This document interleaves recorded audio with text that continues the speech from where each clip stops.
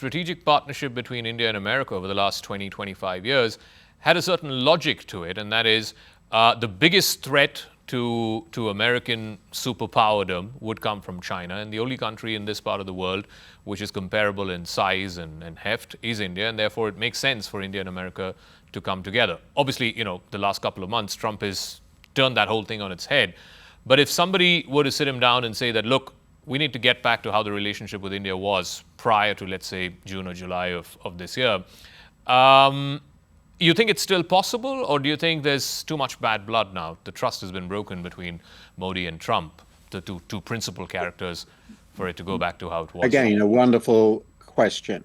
The trust in Trump must have been very seriously damaged, but it remains the case that a very close, a good relationship at the very least between these two countries is obviously, self-evidently in the interests of both.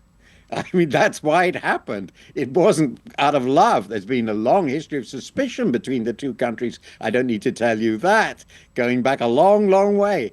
But they got together for very good reasons. These reasons haven't changed.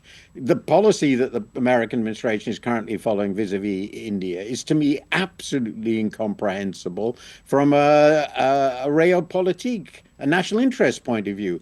Now, many, many people in America, including lots of Republicans, I would have thought the overwhelming majority, know this and recognize this. So lots of people around him will certainly be saying, Mr. President, are you sure? Do you really want to go this far? Shouldn't we find a way back? Now, the question is are these rational arguments, which everybody would agree with? Just read Foreign Affairs, the leading American foreign policy magazine. They've got articles on this, these broad issues. Of course, people will say this. Will that matter to Donald Trump?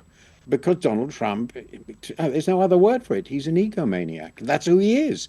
And will he care if he feels he's been hurt by Mr. Modi, that he is what he tends to call a nasty person? I don't know. Predicting Mr. Trump is really, I think, hopeless, as has been shown in this case.